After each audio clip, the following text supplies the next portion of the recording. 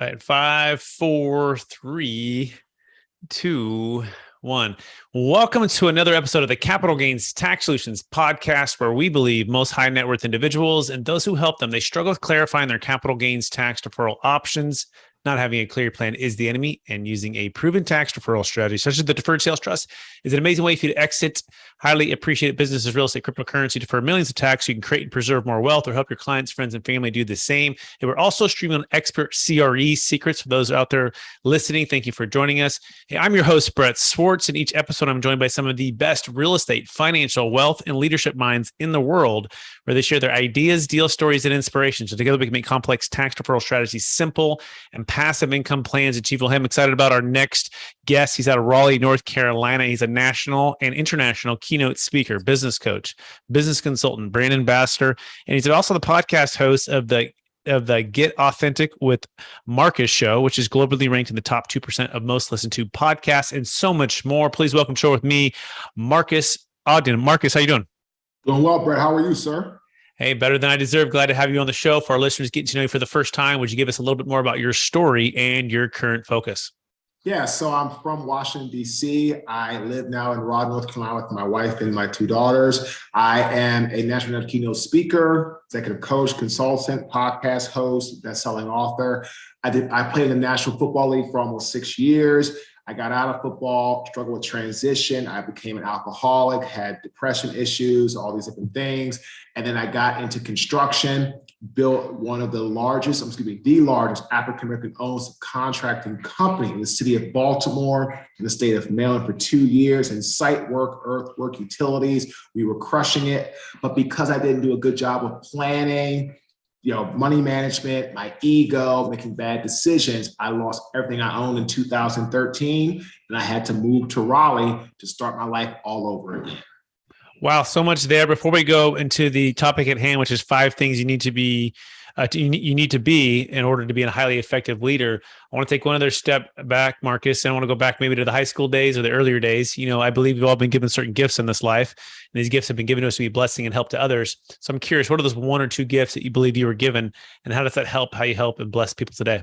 So I would say my first gift is I'm a giver. I always give people my time, resources, my efforts. I'm always about helping others get to where they want to go.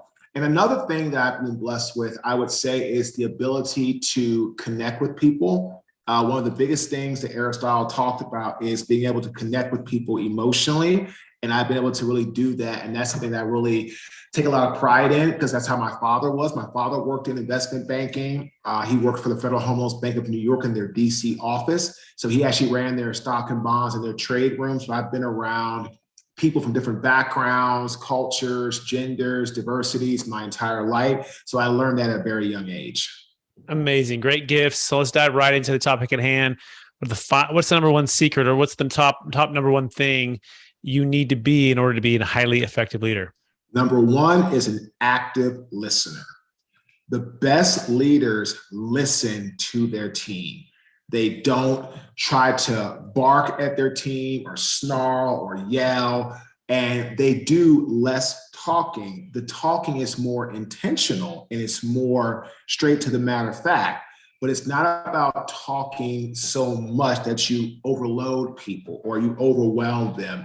You need to be very straight to the point and learn how to be an active listener. Because if you can't listen to understand, you then are going to be listening to respond. And if you listen to respond, that means you're really not listening. Excellent. You see, active listener, one of the things that sticks out there says, careful not to overload. Walk us through what that looks like and an example of how to strategize not to do that. So great question. So when I had Caden, and we grew it to the largest company, African-American owned in Baltimore City, in the state of Maryland, for site work, as the company started to go downhill, I would yell a lot of things. Get this done, get that done, get this done, get that done. And I would overload my team because they didn't know what to focus on at that time. They couldn't prioritize because I was such a tyrant. I was such a tyrannical lunatic that they didn't understand or process what was most important to do. And because of that, I was just talking too much and things didn't work out. Got it. So maybe a lot of orders versus listening and versus building the processes with them. It's more telling versus showing or doing with them. Is that a fair summary? Absolutely. Excellent. So that's number one, being an active listener. What's number two?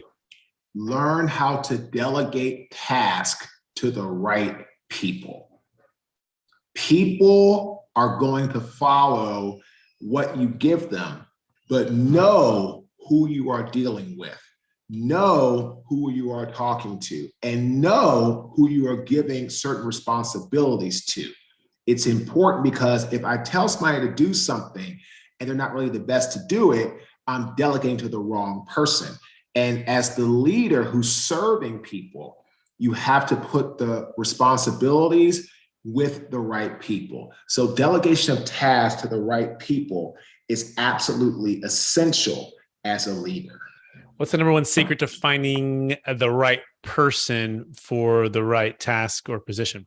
So you have to, through the hiring process, get people's strengths, what they do well, and over time, you'll go from belief in that person to trust in that person with discipline, dedication, consistency.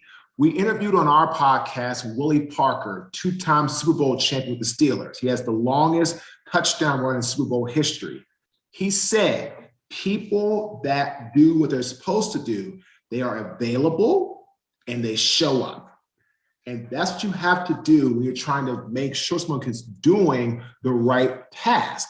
Are they available? Are they going to show up? And do they have the competency to go along with it? So it comes, in my opinion, Brett, from just over time, consistency, and then developing that congruency that you're showing up at all times to get what needs to be done correctly. Excellent. Active listener, number one. Number two, learn how to delegate tasks to the right people. Number three, what's number three or number four on the list? Number three is create a culture of inclusiveness where people can feel they can speak without being judged. Steve Jobs said it best. His hardest job at Apple was keeping all of his senior leaders when they had meetings on task. We have all these brilliant minds in the room, right, Brett? But if people feel they can't communicate, if people feel they're going to get looked down upon by their peers, what are they going to do? They're going to close in. They're going to stop talking. They're going to start to feel, well, I don't know if I'm going to be judged or looked at or ridiculed. And that's what happened with me with my 8-figure construction company. I put people in a position where they couldn't express themselves freely. And as a result of that, right, Brett, I lost everything. And it all started with me dissolving that strong culture through ego, through arrogance, and through just honestly plain stupidity. I read a book called Crucial Conversations, right? And talked about making it safe, right? And that idea that, approaching situations with curiosity and open-mindedness and not assuming you have the facts. In fact, just the opposite, assuming you don't have the facts and asking good questions to help bring out good answers, right? And oftentimes the team members are those that are closest to the problem. And as the CEO or as the entrepreneur or as the leader on, flying, let's say at top and going 100 miles an hour, it's hard to see those challenges. And so you want to slow down and ask those questions. So what's a good question or a good way to set that tone and that culture for when you're meeting with your team, Marcus? Two things. Number one, accept their feedback. Accept the feedback that they're giving you about what's going on. Okay. Like, we could do this better. We could do that better. And don't take it personal. And then allow them to put the feedback on you. That's huge because people want to be able to talk to leadership and give them constructive feedback so they can get better. Take me, for example. Right now, I'm working with our team to get more automated, more digitized. One of my clients said it best. If you have a business and you have to have your hands on all the business, right? Like every aspect of it, that's not a very bankable or a lot of times a sellable brand. And you need to get digitized. You need to get more automated. And we're doing that right now. And I am taking the feedback from the team on how to do that better. I'm also taking feedback from the team on how I can do better and not feel overwhelmed or feel, in a panic mode because I'm doing something out of my comfort zone. So again, asking for feedback overall and then getting feedback on your performance as a leader is very important. Excellent. Fantastic. So active listener, number one. Number two, learn how to delegate tasks to the right people. Number three, create a culture of inclusiveness and where people can feel like they could speak without feeling judged, making it safe. What is number four, Marcus? Learning how to tap into your subconscious. There's the subconscious mindset and there's the conscious mindset. The conscious mindset was designed and created for survival. It was created to do just enough to get by. Work this job, do that, do this, pay your bills, don't step out of your comfort zone. Great quote by Jonah Hill, the actor. The comfort zone is where dreams go to die. So the conscious mind, again, for example, when I was moved to Raleigh, I got into football coaching. The conscious mind was telling me, Marcus, stay there. Just keep coaching football, go to college, this, that. Do your football camps, do your training. That was the safe place for my mind because it's like, pay your bills, take care of your responsibilities, do all these things. Leaders have to tap into their subconscious mindset, AKA your superconscious or your superpower. If you can get there, you can break down up to 40 million bits of information in a matter of seconds. But to get there, you have to remove all self-doubt. You have to remove what we call that potential avalanche theory. People saying you don't do this well, you don't do that well, and you start to take in all that negativity and it starts to cloud your judgment. To get to your subconscious, you have to visualize, you have to have belief in yourself, and you have to let it go to the universe. And so great leaders that tap into their subconscious and can get others to tap into their subconscious, those are the leaders that I feel are going to be destined for greatness.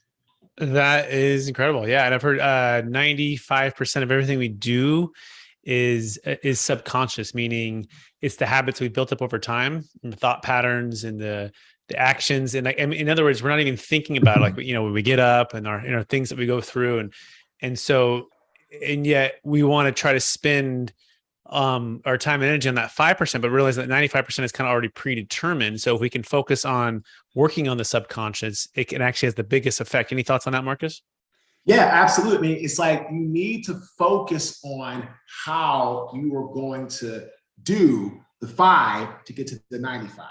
And it's like, if you focus on where it matters and what's happening and how we progress, this is how you can get into being a great leader. You can get into getting the right people. Because here, great leaders also bring around the right help. Like that's the key, because it's a great quote. The human mind is designed to do a lot of things. It's not designed to do everything. So when you learn that and you live by that, that's when life, I feel, gets to its greatest. Fantastic. What's number 5, Marcus? Oh, oops, sorry about that. And number 5, and this is a huge one for leaders, realizing that mindset is more important than execution, which means if you don't have a strong mindset, if you don't have the right foundational building blocks for you and your brand and your team, the execution more than likely will be poor. And I have a tattoo on my forearm, one on my right, one on my left.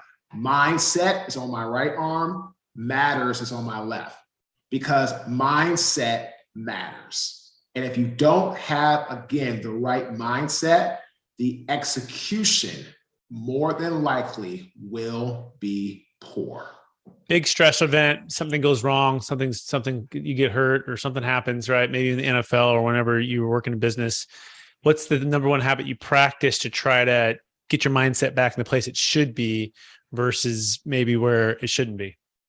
I learned how to try to balance my chi. It's a Far East term about it's your life balance. So if things were going bad, try to pick myself up. If things were going really good, don't get too high. When you have proper balance with your chi, you're able to execute and have good meditation, have good performance, and you're able to optimize what you're trying to do. And this is why I tell people all the time, it's all about who you surround yourself with. And again, I'm looking at our brand, like we got a great internal manager, a great website person, great trademark and patent person, great videographers, great external manager, PR person, great marketing person. And all they've done is elevate me and my chi and my ability to do what I need to do. And that's why they push me out of my comfort zone and they get me to stretch and get me to have balance where I'm like, thankful for this. Okay, now let's go do this. Okay, you've got this done, be thankful, but let's go do that. And that's all part of the process. Excellent. Having a team to help you, and also being self-aware of where you're at, too high or too low, and knowing the things to counteract that to get yourself back in a balance. Is that a fair summary? Absolutely. Amazing. So Marcus, we're going to shift a little bit. We talk a little bit about investments and capital gains tax and ways to save a failed 1031 exchanges or when you're exiting businesses, people have a huge tax. So I'm curious. I don't know if you've done 1031 exchanges, investment real estate, but the 1031 exchanges can be kind of a tight timetable. So I'm curious, what's the biggest frustration you've seen when it comes to entrepreneurs or business owners or real estate owners when they're exiting when it comes to capital gains tax challenges? Oh, it's they don't understand all the rules and all of the things you have to deal with. And this is why people like Brett and what he does, again, you hire the experts, okay? If I'm trying to sell a business, get to their exchange, pull money at my house, do all these different things, I'm not an expert in capital gains tax. I don't know what the hell, I don't know. So why would I try to do something myself without an expert? Like as a great quote, experts create wealth. So when you learn this and you live by this is what it takes. You have to invest to create wealth. I spend about $4,000 a month on my team for help. Without them, I'm not making 20, 30, sometimes 40 grand a month than what I'm doing. Because they are the experts creating documents, doing this, doing that. If I'm doing all that stuff right, Brett, I'm not utilizing, like you said earlier, my God-given talent. So people are frustrated because they don't know the rules. I mean, somebody told me, well, Mark, if you buy a property, if you keep it for 2 years, you don't have to pay capital gains tax. Potentially, that's awesome. I didn't know that. A lot of people don't know that. They buy something, oh, Mark, let me sell.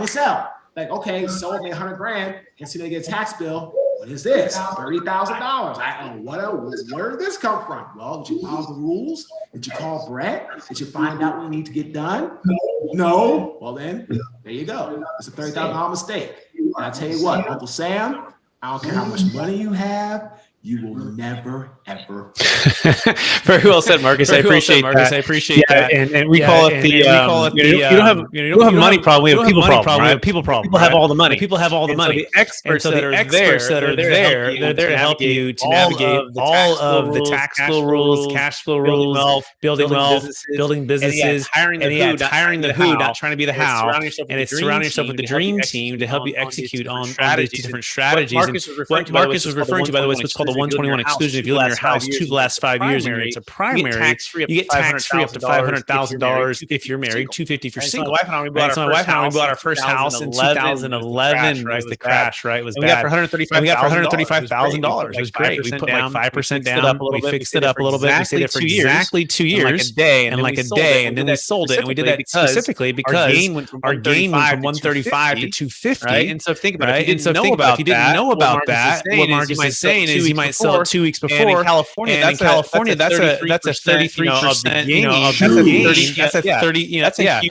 That's a huge tax. That's over $30,000 of tax. Just knowing the rules can change everything. It's also why we have the Deferred Sales Trust, because it's a great way to defer tax on crypto, business sales, primary homes above the exclusions. You can save a failed 1031 exchange. And if anyone wants to learn about that, you can check out the new book that's coming out. It's called Building a Tax Deferred Exit Strategy. People like Kevin Harrington from Shark Tank in the book, and a number of other really smart people. We really want to just give you that opportunity to know the rules and know your options. You can go to capitalgainstaxsolutions.com. That being said, Mark's running out of time. Are you ready for the lightning round?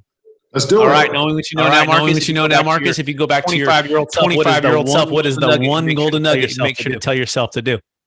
hire the right people when you leave football. Give us that right people, like the 1, 2, 3. Who would have make sure to be on your team?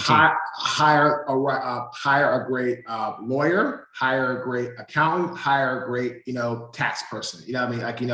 Like not bookkeeper, all that stuff. Because that is absolutely. It's a no-brainer. Absolutely great. Absolutely great. Second question: what's the number one book you've recommended or gifted the most in the past year? The Breakthrough Code by Tom McCarthy, who used to be the head of research and development for Tony Robbins. He actually will be coming on my podcast in September. Brilliant guy. He was actually on Ed My Elite's podcast a couple of weeks ago. Ed gets between 800 to 1,200 submissions a day to be on his show. He only picks one person a month. Wow. That's a lot to shift through. Awesome. Breakthrough code. Question number 3. What are you most curious about right now? I'm curious about how is the world going to rebound, with everything happening with, just, politics. Like how are we going to bounce back? What's going to happen? Like, we're going to go up in more interest rates. We're going to go down. We're going to just keep going up in inflation. Gas has gone down, thank God. But like, what's going to happen? Like, just what's going to happen in the world with the political climate and all these different things that people who aren't what I call behind the curtain of Wizard of Oz aren't running. Yeah, I couldn't agree with you more. There's so much change going on in this next 6 to 12 months. Everyone's kind of holding their breath. Things have shifted in the last 60 days. Calm down a little bit. It's just different feelings and different changes going on. Second to last question. What's the number one leadership quote or theme that you strive to live by, Marcus? Let's go with by General Dwight D. Eisenhower. Leadership is the art of getting people to do what you want done because they want to do it. I love that. That's really great. Last question, Marcus. After all your success, NFL, business, coaching, the rise at the fall, and then helping others, so many others build their wealth, build their lives, and build their leadership. What's the number one practice that you try to do every day or every week to stay centered in your values and stay encouraged to charge forward, take new heights, or take on new goals? Always be humble. And I go with it from this approach. Set a goal, achieve a goal, set a new goal. With Caden, I set a goal, I achieved a goal, and I stopped. And I went bankrupt. And it cost me everything. Never again will that happen. Again, set a goal, achieve a goal, set a new goal. Excellent. Love it. Marcus, thank you for being on the show, sharing so much wisdom in a short period of time. I want to encourage you to keep using your gifts that you've been given to bless and help others grow as leaders, grow as business owners, grow their wealth, and also the gift of emotionally connecting with people. I feel like you connect with myself and the audience in an amazing way. Our listeners want to get in touch with you. Can you remind them or let them know what's the best place for them to find you? Sure, and go to our website, www.marques, MARQUES, Ogden, OGDEN.com, or shoot me an email, marques@marquesogden.com. We love to connect with you. Amazing. Thanks, Marcus. I also want to thank our listeners for listening to the episode of the Capital Gains Tax Solutions Podcast, also streaming expert CRE secrets. We believe most high net worth individuals, those who help them struggle with clarifying their capital gains tax deferral options, not having a clear plan is the enemy, and using a proven tax deferral strategy such as the Deferred Sales Trust. Either hiring someone like Marcus Ogden to help you level up on your business and on your leadership is an amazing way to create and preserve more wealth. If we can help you at all, save a failed 1031 exchange, or plan your exit really smart, you can go to capitalgainstaxsolutions.com to get started on your no-cost consultation with the Deferred Sales Trust. Look for the new book. It's coming out on Amazon, Building a Tax Exit Strategy. And we're calling it the Proven Playbook for unlocking your ideal wealth plan when selling assets of any kind for yourself or your clients. Again, cryptocurrency, business, primary homes, real estate, works for stock, works for NFTs. So when you exit, you want to plan because about 25 to 50% is going to be wiped out by capital gains tax and appreciation recapture. So it's so important to be working with professionals who can help you, and we would love that opportunity to serve you for that exit. So we so appreciate you watching this. Please rate, review, subscribe. Please hit the little like button if it's on YouTube that you're seeing this. It helps the algorithm to show us to